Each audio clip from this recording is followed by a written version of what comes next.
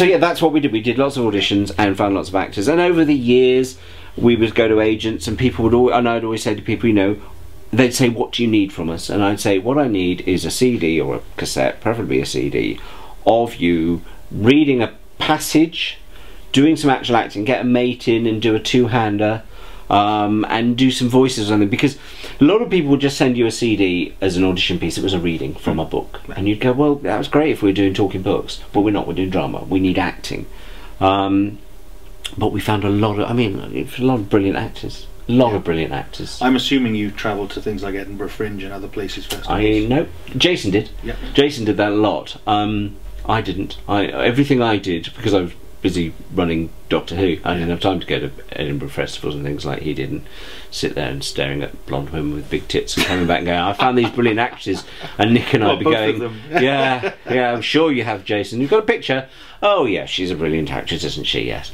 But actually, to be fair, Jason would usually come back, and actually a lot of these actresses were brilliant, because you've got to be brilliant, I think, to do Edinburgh Fringe these days.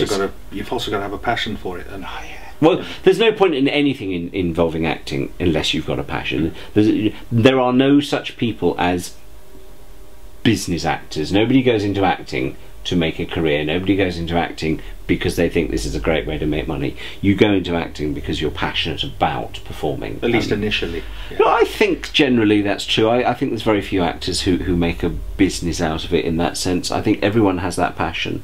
If you don't have that passion, I think people leave the profession very, very quickly. I love actors. I think actors are the smartest, most intelligent people in the world, and I think it's partly because I'm attracted to people with brains, and most actors are generally quite smart. I'm not talking qualification smart, but they're smart, quick thinking, witty, urbane people. But also, I'm always impressed by passion, whether it's a passion of acting or a passion about writing or a passion about painting or a passion about gardening or a passion about building a car and making it work. Anyone that's passionate about their work, I think, is an interesting person. People that always say, "Oh, I just do this job and I'm really bored of it," and I don't really have a great deal of time for them, because I think, well, do something else then.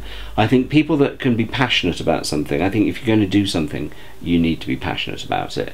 And you do your job best if you're passionate. Does that actually go back to the reasons why you left the acting profession originally? Yes, because I wasn't passionate about it. I was passionate about actors, passionate about being around actors. I love being surrounded by actors, I was surrounded with directors and writers, and I love creative people. I'm just not, from an acting point of view, passionate about that side of myself. You've got, on one side you've got the acting, on the other side you've got the sort of production work, whether it's writing or whatever, or directing. There must have been a point then where you're literally standing between those two paths and you look both sides. I mean, what is it that drew you to the actual production side of things? I'm a bossy git. Frankly, I'm a control freak. I want to be in control of my own life. I want to be in control of everyone else's lives. I want to be able to say, "Hey, you're rubbish! You're fired!" Be Alan Sugar, that's me. No, I wanted to direct. I love directing. It's, again, it comes back to that passion of wanting to work with actors and work with writers and work with people like that, but not be those people. I'd much rather help someone craft a script, help an actor craft a performance. I'm much more interested in doing that than being the person who's being helped, if that makes sense. I enjoy directing. Directing is an absolute passion. So in many ways, the best way to describe how you feel is, yes, you have a passion side for the direction, that sort of thing, but do you see yourself as a sort of more of a kingmaker than an actual king? You love that phrase, don't you? I do. Do I see myself as a... No, I don't see myself as a kingmaker, not remotely. I just see myself as someone who facilitates things and gets things done and gets things moving. But isn't that what a kingmaker really is? No, because a kingmaker actually is somebody that creates people for a purpose, and usually it's a bad purpose, and I don't. Oh no, no, no! I'm not talking about. I'm talking about the strict definition of it, which is basically the power behind the throne. Someone who actually helps everybody do what they need to do. Because if I was the power behind the throne, you'd be the BBC. Well, no, I wouldn't. You wouldn't know who the fuck I was. But No, my ego is such that I'm quite happily sitting on that throne, saying, "Do this, do this, do this." Hi. I have a ginormous ego. I really do, and it's a very unpleasant aspect of my personality. But I am, and therefore I want to be seen, and I want to be in charge. It's not kingmaker.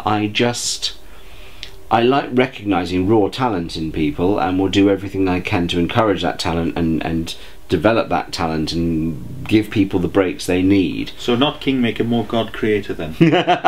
I'm going back to facilitator. That's as far as it goes. Fair enough. But I'm, at the same time, I like standing there and waving my little flag and saying, look at me as well.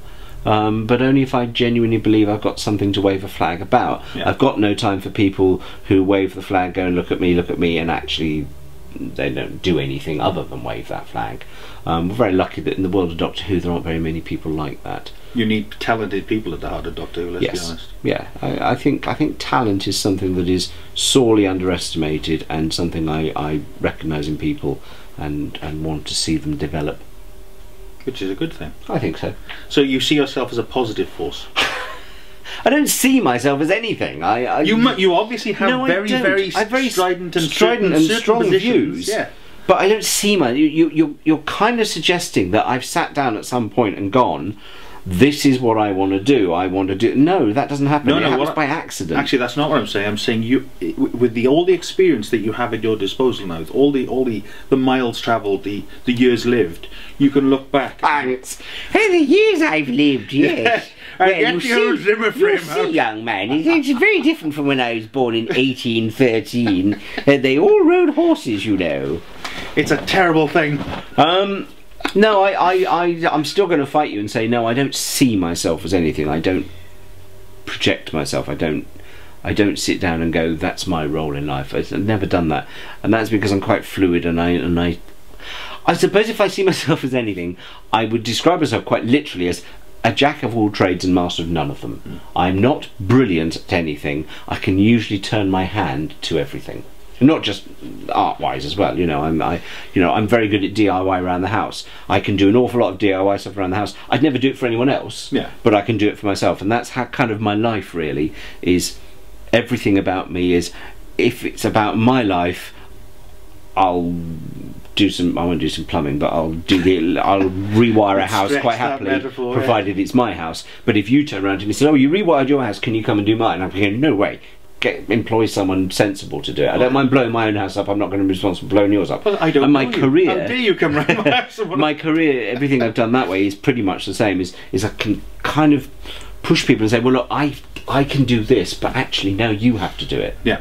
So really, you're someone who hopefully encourages and sort of and incentivizes people. Encourages as far as I'll go. Yeah. I encourage people to do their best.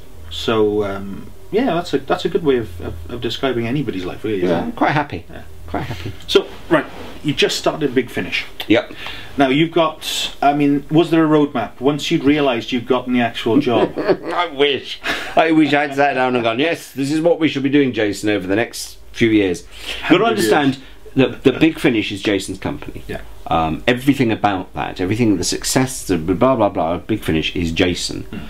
I merely, for the first 9 years of that company, creatively and artistically ran Doctor Who and had an overview of a couple of other things that Big Finish did. Merely. That's all I did.